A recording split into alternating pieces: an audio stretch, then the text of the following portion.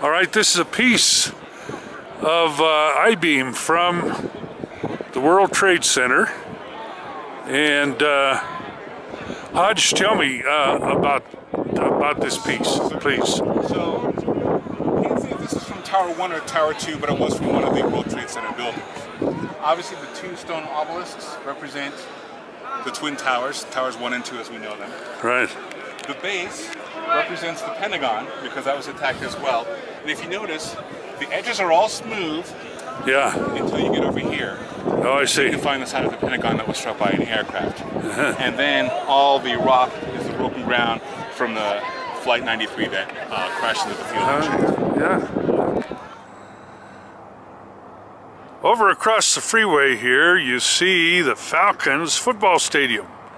They have the seats painted so that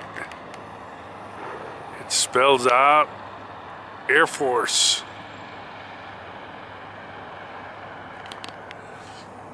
They have about 19,000 acres for the Air Force Academy all along the hills there. The United States Air Force Academy in Colorado Springs starts for a visitor at the Visitor Center here and then progresses into the chapel and then to the main grounds. An impressive collection of classrooms and housing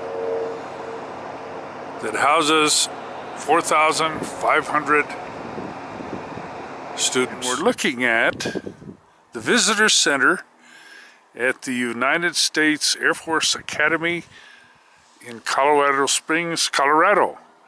We're going to take a tour here with Harry Lunde.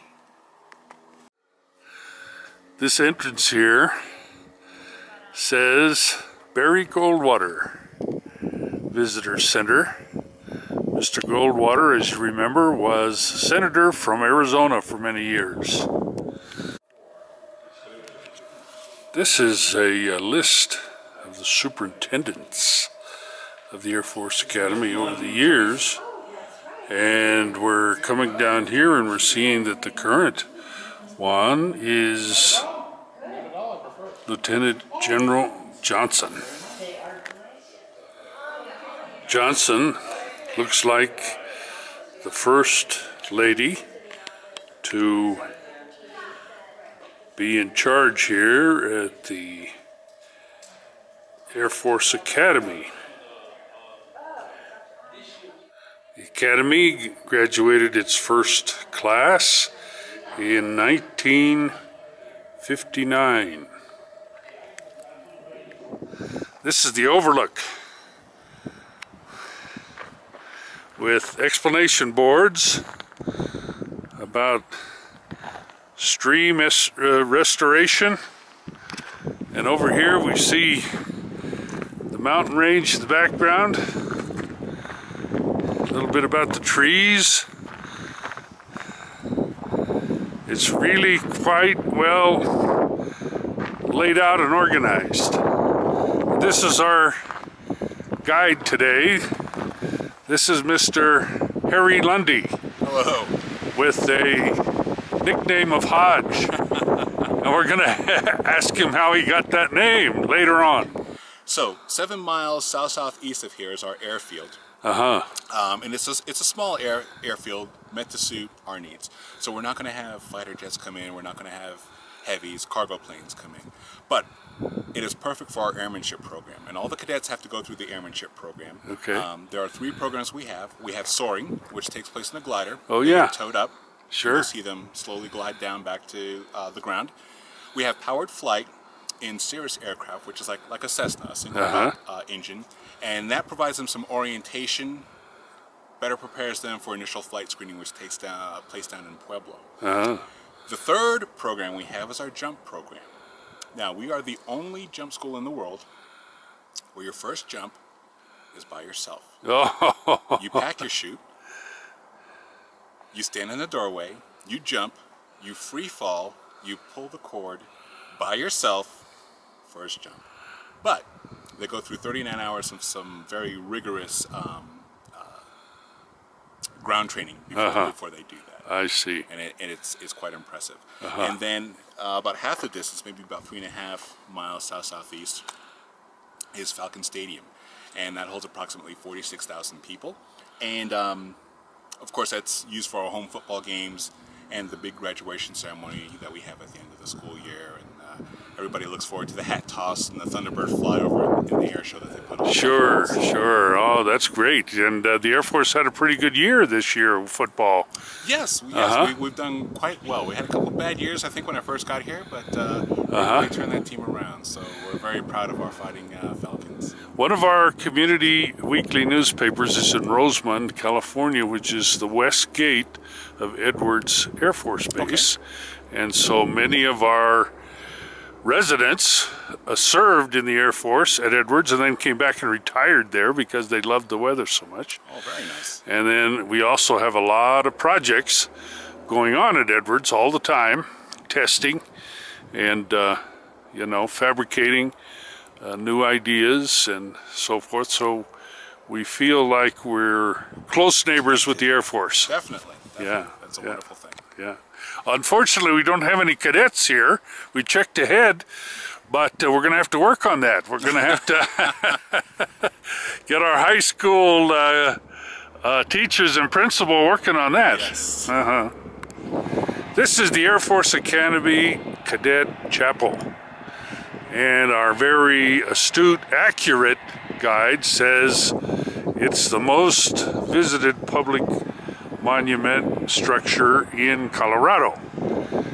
I remember it distinctly from the website that shows the chapel and very, very many good views of the Air Force Academy, along with a whole host of YouTube movies.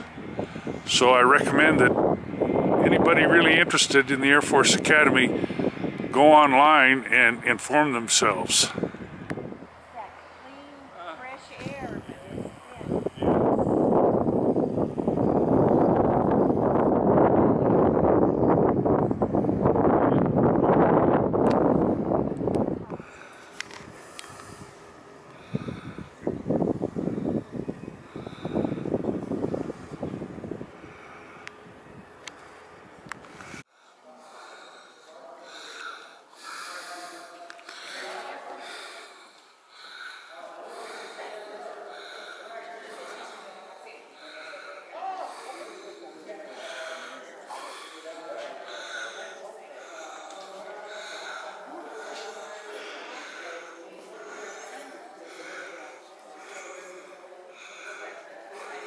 The tallest one is on the left. I want to say that's about 32 feet tall, and the smallest ones, if you could see on the second level, are about the size of pens or pencils. Oh, really? I bet you that can really put out the volume when it's on. Yeah, it's a beautiful instrument. Now, this being a Friday, the cadets go to class Yes. till noon, I presume. It's a little bit later. I see. Maybe about 2:30, 3 o'clock. I'm not familiar with their schedule. Yeah.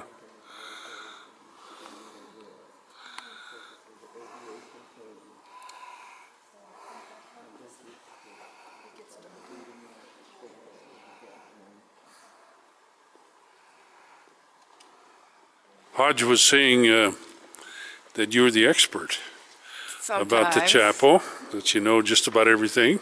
I know quite a bit of the history because I've worked here for 15 years, so I can tell you about the history. Tell us a little bit. The real aspect about the building that you need to know is it's an aviation-themed building. Yes. So whatever you're looking at should remind you of something having to do with flight or space. Got it. As you look at the triangles and see how they connect, they begin to form shapes of airplane wings, airplane parts. Got it. Sometimes it looks like a squadron of jets in formation. Often to people it looks like the nose of an aircraft. Yes. And it looks like a spaceship. A lot of visitors walk in and say, wow, Star Wars. But it is equivalent to a 15-story building. And the points that you notice about the building, especially as you approach, are like mountain peaks or hands in an attitude of prayer pointing toward the heavens. Got it. Got it. But in keeping with that aviation theme, you see a lot of gray. The shell of the building is aluminum, but inside, to mimic that, they have painted it gray as well, so it would look like the outer portion. Of airplanes. Yes. Well, we're from Rosamond, California, near Edwards Air Force Base. Well, And lots of our people are either pilots or commanders or administrators or mechanics or alrighty. I've done something. a lot of tours for those types of groups as well. Yeah. But my name is Lidia McDonald, and I do welcome you to the #1 man-made tourist attraction here in Colorado. Yeah. It is the Cadet Chapel, and it is only used for worship. It's for weddings, funerals, memorial services, and the worship services. What's the seating capacity? In this portion of the building, which is Protestant, there's enough room for 1,200 people to be seated. Okay. So there are 76 pews, and if you want to remember 76, just think about the top of the building. It has 17 points. In the chapel, there are 76 pews, so it can remind you of 17. Some symbol. Yeah. Tell me about the pews again. The pews have an aviation theme. As you look at this shape, a lot of people mistaken it just to, maybe it's like symbolic of the points on top of the building or similar to that. But this is an aviation theme. As you look at the pew ends, they're fashioned to remind you of propellers. During the old air age, propellers were made of wood. And this portion of the pew, not a traditional armrest, is to remind you of that. And as you look at the back of the pews, they all have the aluminum strip on it, and it's there to remind you of the leading edge or trail edge of the modern day jet wing. So something old and something new. And then a lot of stuff is borrowed because they are donations or designated offerings from individuals or group. But we have, for Protestant worship, we have the blue cushions for you to be seated on as well. And you won't find that down in our Catholic chapel. But as you, excuse me, as you attempt to have a seat in the chapel, Protestants spend a lot of time being seated, so they have this traditional cushion. And they have a tendency to put their feet up. Oh, sure. Yeah. This is not a footrest. Oh. What they provided for you is a space for personal belongings. You may place your hat, coat, book, purse there, and then when it's time to worship, you can stand up and worship freely. Catholics, I guess, spend more time on their knees, so And they have kneelers. They have kneelers, and their kneelers has a cushion on it, so that they won't have to say the very short prayer or say ouch. So they considered all the different worship styles, and it took 5 years to plan the chapel, 4 years to build it. Acoustics and everything was considered. The floor is insulated or soundproofed. You do not hear services from level to level. So everything was considered in that 5-year plan that they would need for the different worship styles, for the comfort of the worship, for your personal belongings, for the different styles of worship. Now, the other chapels, they must be underneath here. They are. The floor is 27 inches thick. It does serve as insulation and soundproofing. We have services at the same time. I see. So simultaneous worship, you do not hear the organs from level to level. This organ right here has 4,334 pipes. The one below us in the Catholic chapel has 1,950 pipes on it. You do not hear them during the Isn't that worship amazing? service. And the chief architect for the project, his name was Walter Andrew Netsch Jr., and Netsch is spelled N-E-T-S-C-H. Okay. He was 34 when he was selected to design the academy as well as this building, but he passed away in 2008 at the age of 88. Okay, so he did see it completed. He did see it completed. He must have been a prodigy to be selected I think he from that was, young, yes. Because the organ was his concept as well. Oh, I So see. not only an architect or engineer or mathematician, he was artistic. So the organ was his design. Yeah. The stained glass was his concept. And as you look at all the stained glasses in here, there are 24,000 pieces of it. The way he arranged the stained glass is to have darker shades right above your head. And then the colors gradually get lighter as you look toward the front. It's like that, symbolizing going from the darkness, and then once you're up front, you have come into the light. I got it. The light of God.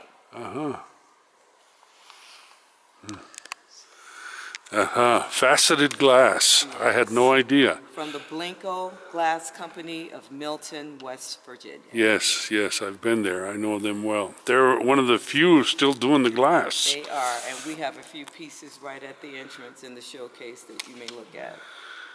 Oh, wow. Depending on the time of day, most times the focal point is just the stained glass. You walk in and that's all you see. That's right.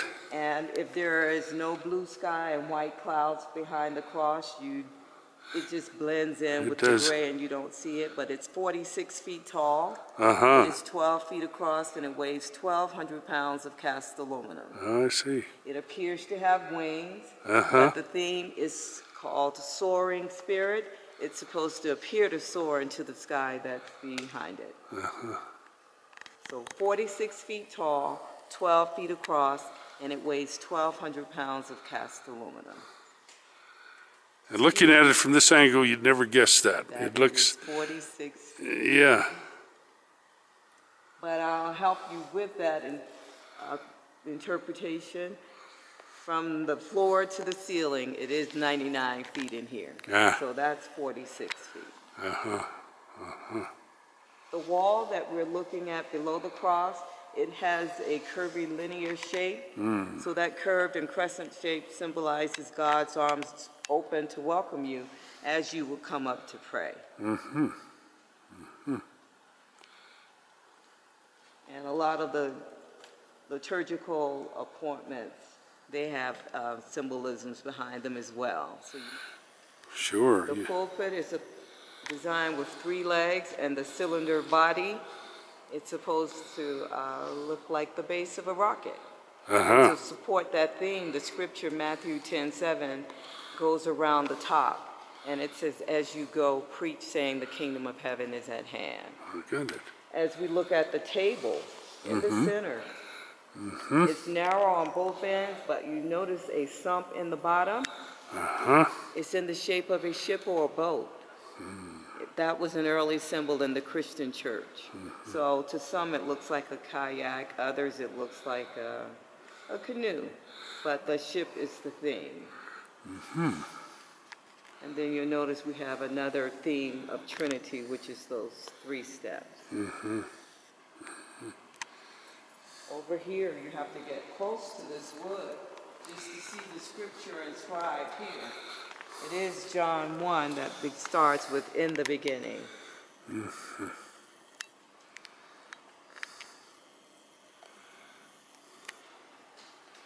Was the word, and then you have a sedalia there, a 4-seat sedalia that has a scripture on it too, Romans 1:16.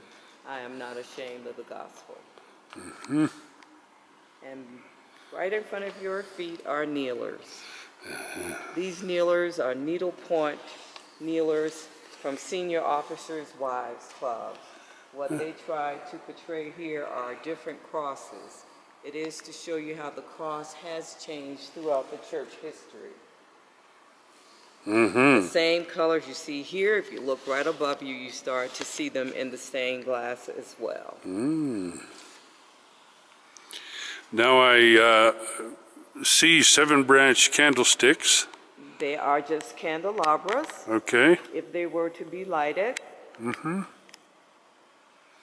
the color of the light is to remind you of the tongues of cloven fire on the day of Pentecost. And if you were here on a windy day and saw the clouds, that would be the mighty rushing wind on the day of Pentecost. I see. Yes, a lot of people notice the candelabras and immediately think Jewish. Yes. But they would only have one menorah, and these are just candelabras. They are used for the worship and for the weddings. That is a 1,200-pound cross leaning toward you. Yeah. And the reason it's leaning is to correct optical illusion. They wanted it to appear upright, so they had to pull it back just a little, and it does lean toward those in the sanctuary. See how the light fixtures... Oh, yeah. Uh-huh. So it really is an aviation-themed building. Sure. Or aircraft. Look like rivets. Yes, exactly. Uh-huh. And those match the door. Well, that'll be interesting. We have a lot of people that work on those aircraft. Yeah. Blanco glass. Uh-huh.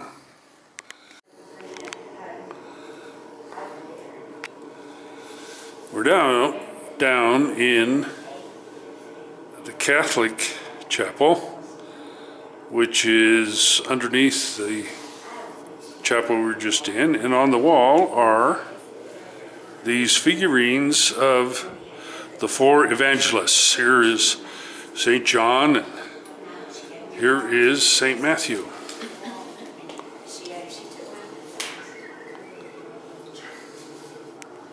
And on this side we have St. Mark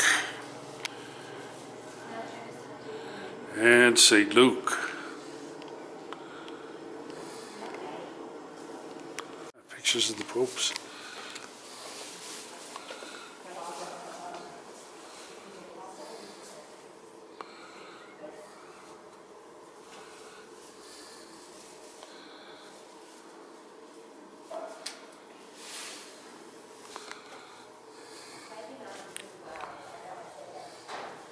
Now the stained glass in here is amber earth tones to kind of represent being in a grotto or a cave, because early Christians worshipped underground. Yes. The voice is very echoey in here. Uh-huh. The Stations of the Cross, you'll notice the marble is Italian Carrara Oh, yeah. marble. Yeah. It came from the same quarry that Michelangelo used. Ah, okay. And same for the Virgin Mary in the front and the Archangel Michael. Uh-huh. One thing to note, when this was built, it was at a cost of $3.5 million to the taxpayer for the shell and the pavement. So everything you see inside, all the chapels, were privately donated. Oh, isn't that marvelous? And that includes pews, Bibles, hymnals, all the altars. Uh-huh. Well, private donations. People sending something on ahead to make up for what they did on earth.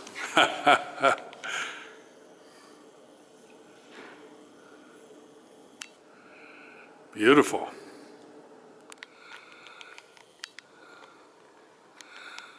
Over 1,000 pipes in this organ.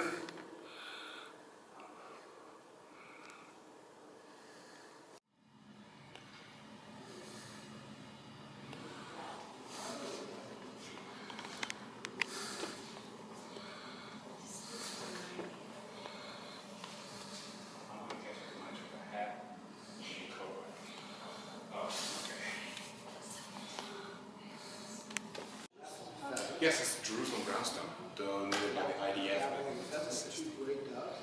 it's over 1,400. So you're actually on holy ground.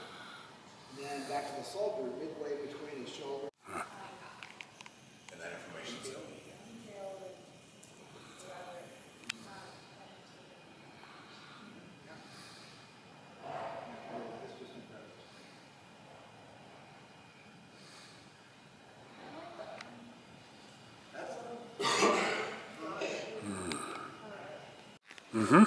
This is the Holocaust Torah scroll. So it's over 250 years old. It's older than our country. It was hidden during World War II. Wasn't discovered until 1989 in an abandoned warehouse in Częstochowa, Poland. There was a cache of about 38 of these Torah scrolls. Really? We received one as a thank you for our country's efforts in World War II, and it can be on display because there is some damage you see along the top and the bottom. So this scroll cannot be used for worship, which is why it can be on display. How old did you say it was? 250 years? So it's more than 250 years old, yes.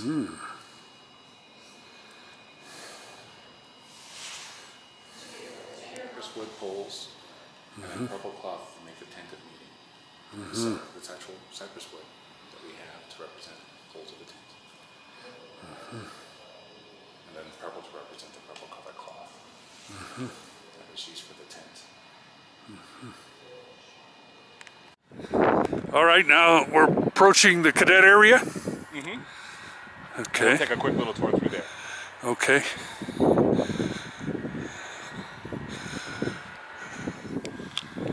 Now, as we said before, we're looking at dormitories and classrooms. Is that right?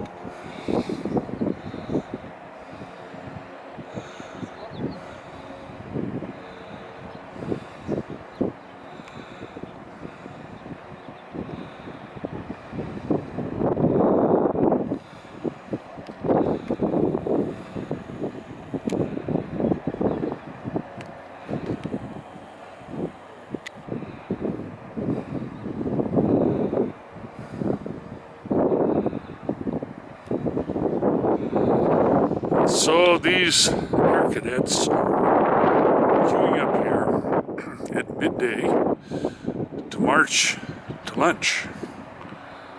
And we'll see them march off here around the quad in just a moment.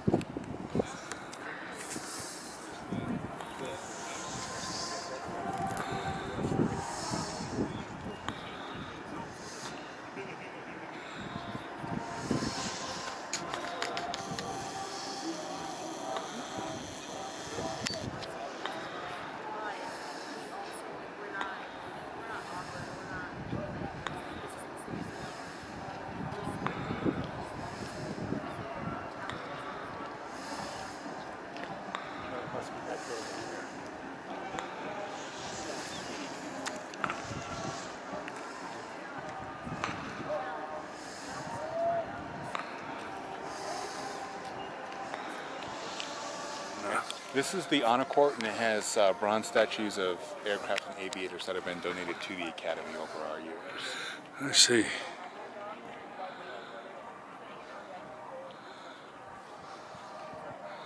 And the big structure again is going to be Blair's Hall, which is going to house our Center for Character and Leadership Development.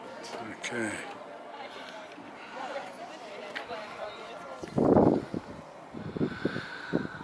Some of the people that worked on World War II planes at Lockheed may remember this plane, and this is one of the planes in the Court of Honor here at the Air Force Academy. These are bronze, and these were donated privately, I guess, by the people on the plaque.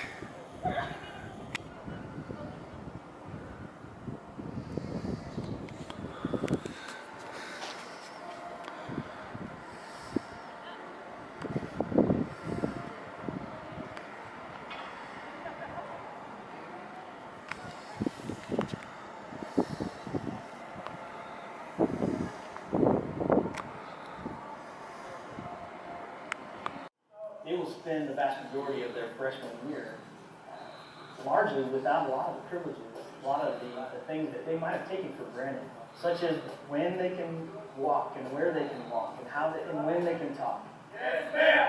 And the senior class is obviously the one that does hold a lot of the responsibility for the leadership of each cadet squadron, cadet group, and for the cadet wing as a whole. It is their academy. Each cadet squadron has its own chain of command. The senior cadets are your cadet officers. The juniors are cadet NCOs, non-commissioned officers. And they together lead the sophomores and the freshmen throughout the school year. At dark 30, we were all waiting outside the rooms. We wake up probably 30 minutes before the basics do.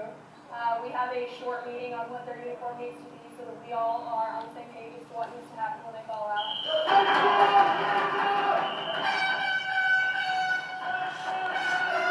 When Reveille plays, you start pounding on doors, blowing whistles, yelling at them to get their doors open.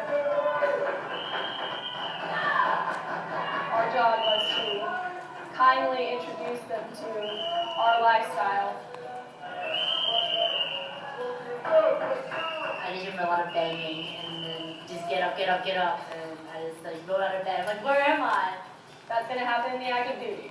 If you're deployed and a bomb goes off, you're going to be woken up in stress. So you need to be able to know how to deal with it.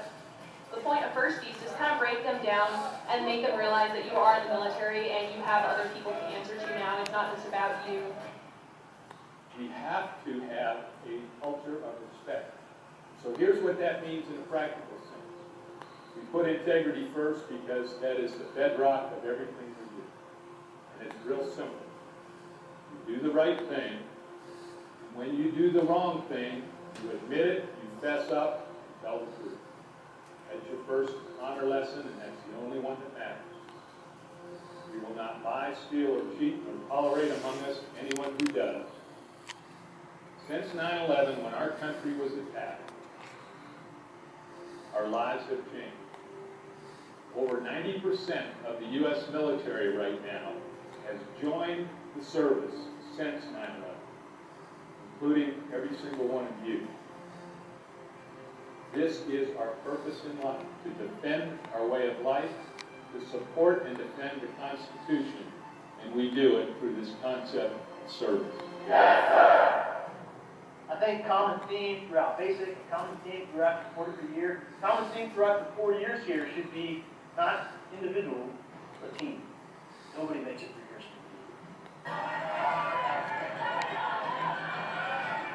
Field day was just pretty much a competition against all the different squadrons during basic training. They're ready to go to the next level. I think I'm done with them. Now that they get out there and start doing the warrior type stuff.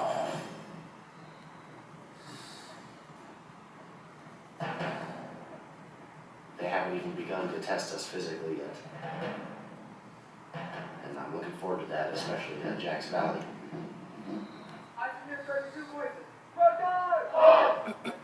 Type of leadership that you get from your cadre also changes a ton from first beast to second beast. During first beast, it's pretty much all yelling and screaming. The cadre trying to hide the fact that they are people and they do have souls. And then during second beast, they're trying to build you back up from being broken down, and they're motivational and they lead by example. Just more about basics. Welcome to the LRC. We went up to what's called the LRC, the Leadership Reaction Course. Pretty much just kind of went through different problem-solving situations. You got a whole bunch of resources, and you got some sort of obstacle where, whether it's climbing over a wall, and you can't touch this or you die, you know, you have some crazy way to get across, or some very easy way. I love that. I ranger crawled on a rope with, the guy bigger than myself holding that rope of tension. I mean, that was great teamwork, and I loved it. Let's go! Let's go! I think a big part of basic training as a whole is, like, especially Jack's Valley, but is to show you that you're not just here to be a student, you're here to be a warrior. And I don't think I fully processed that when I decided to come here. Like, I always liked the idea of military and discipline and that sort of thing. But I hadn't realized that, like, I was really joining the military. I was going to be carrying a gun. I told my cadets, one day it's going to become real for you. I can't make it become real for you.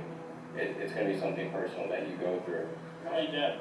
Personal because, well, we want them to be at the highest caliber. We want them to understand and to lead properly. We want them to care about their people and to know what they're doing. To always be at 100% because when you're leading, the people you're leading always deserve better than you. He ran it with us, knowing that the cadre on the course would give him a harder time than any one of us.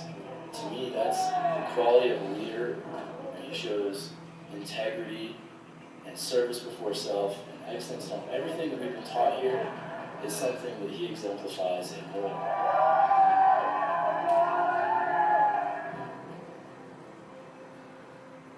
The last day of Second Beast with Airmanship Day was just, it was great because we got the opportunity to take glider rides and a few people got to even jump out of planes.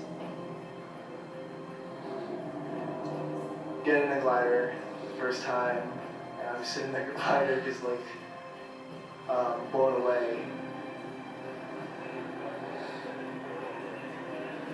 I had such a fun time with it, especially with you wanting to be a pilot, because that was the first time I actually like flew on my own and whatnot. So it was so much like I learned just in the few minutes I had to fly with the glider.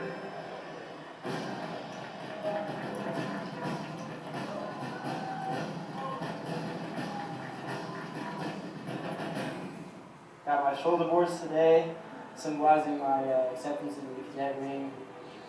Before I got them put on, I was still a basic cadet. We weren't a part of the ring, weren't a part of the group, but now we are officially part of the cadet ring. Basic training is 6 weeks out of 4 long years. So this actually is a college, it's not just basic training.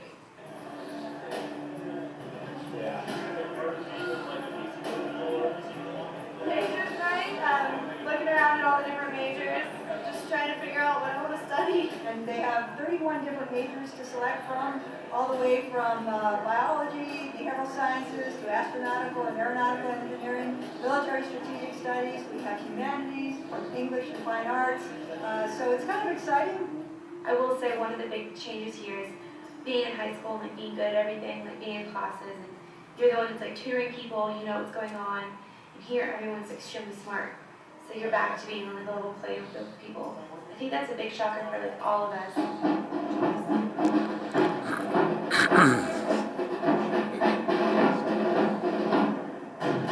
So it's Parents Weekend, and I'm really, really excited. Parents will be here, and you get to take them around to some of your classes, and then football game on Saturday, first one of the year. You just storm the stands and find seats.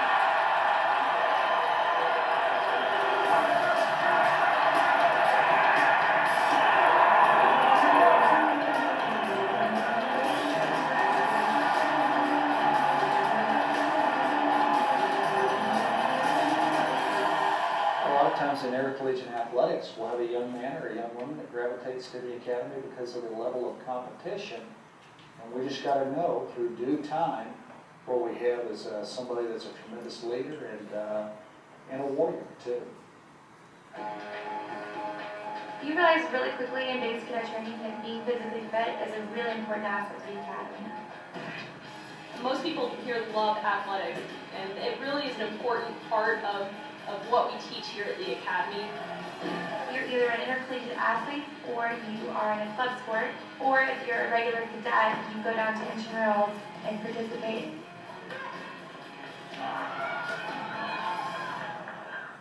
It's amazing how fast we progress here, starting from building a balsa wood glider to working on rockets and satellites. I got an email my sophomore year asking if anyone would like to volunteer to be part of the real-world satellite crew that monitors the satellite and collects data. And so I signed up for that, and I've loved it ever since. T-minus 5, 4, 3, 2, 1, ignition. We have liftoff of the F-26. That is our fourth base launch mission carrying 7 satellites and 16 experiments aboard it. Knowing and realizing that all these sets of eyes on me essentially the entire time was kind of daunting at first, but I feel like this position as squadron commander has really given me that opportunity to develop my leadership skills. Sir, our leaders come in. Big shoes to fill. Sir, I assume command. I think that we're going to have a lot of fun this semester, and that's basically what I told them, that I'm really excited. kind of a lot of fun. Everybody, congratulations to our man.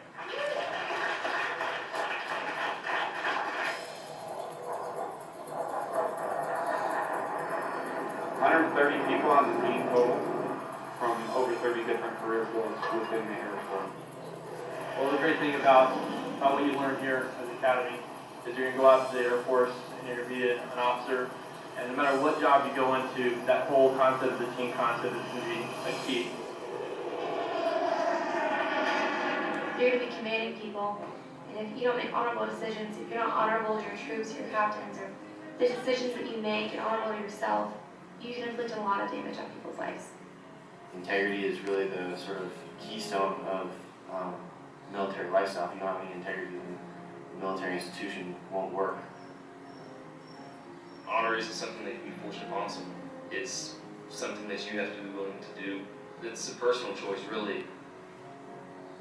We recognize that every leader of character has a belief system or a moral center to help him or her make the real difficult choices and decisions in life.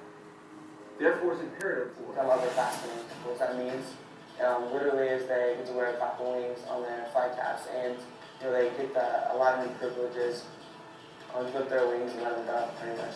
Everyone knows that it's the most intense 3 days of your time at the academy, and that it's incredibly physically, emotionally, and psychologically challenging. Knowing going through it that after you're done, you're going to be a real person again. What? In case you haven't picked up on this yet, all the old rules are back in effect. Do you understand? Yes, sir!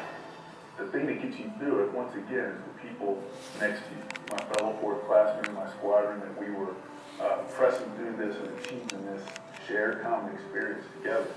But it was brutal, and there were times where I was just going, man, I don't know if I'm going to make it through this. But you make it through together, and to know that you made it through, it just gives you this sense of confidence. Like, if I can do that, I can do about anything.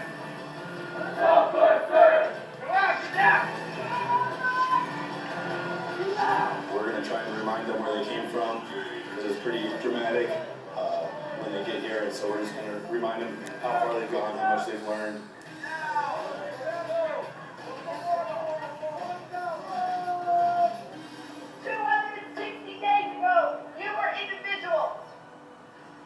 Today, you stand before me united. On the wall behind me are the names of 175 men and women, all United States Air Force Academy graduates. They are your heritage. We are their legacy. They are my brothers and sisters. Soon they will be yours. Make them proud. Because those 175 people know tomorrow is not a promise. I was just looking forward to the run of the rock. When you see the rock all year, and you know, I'm going to run to that rock and get recognition. When you really start doing it, that's when it really sets in.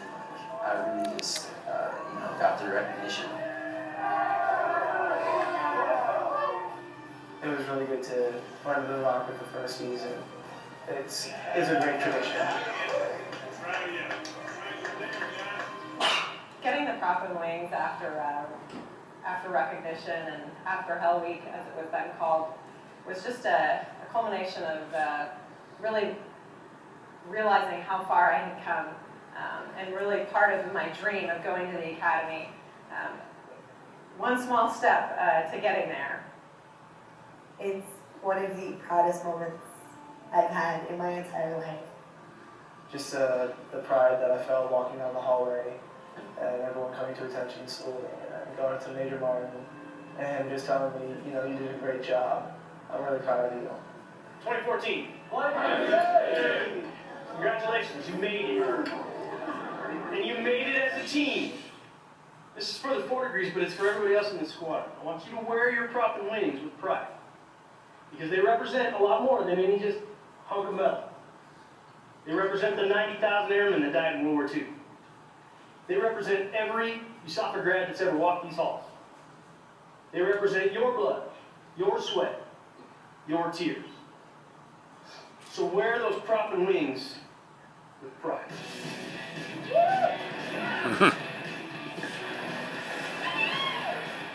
Started a tradition about 10 years ago where cadets jump into the fountains after finals. It's kind of a neat way to bring a close to their academy academic career. Ring dance is a tradition, and it's where you get your class ring. It's definitely the culminating event of 2-degree year. Something to really be proud of, because you've seen it for the past 3 years. You've seen people wearing that ring. I appreciate the Super Bowl rings. I mean, it took a lot of blood, sweat, and tears to get those. But the one that laid the foundation to it all, the one that really impacted me the most, the one that allowed me to win those Super Bowl rings, was my Air Force Academy class ring. And that's the one that means the most to me. I told them earlier today, this is really a second commissioning. My wife was 5 months pregnant with him when I was commissioned as second lieutenant. So it's very special for me to be able to be honored to be asked to read the oath of office for my son.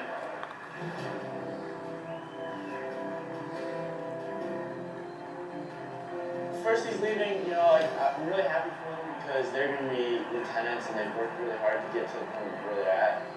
But at the same time, they're like my personal friends, and to see them go and not knowing the next time I'm going to see them, that's a little hard. The seniors definitely played a big part in our year, and it's going to be sad to see them leave, but there's a great group of people that are going to be leading the way for us. I've met the best friends I could possibly imagine. There's always going to be that bond, but not very many people have done the things we've done here. It's made me who I am. It's given me every opportunity I could possibly ask for. And there's no prouder thing than being on a glide path toward being a United States Air Force Academy graduate. Not a day goes by in my life when something tough happens that I don't think about my time as a cadet at the Air Force Academy. Every single day. Every single day.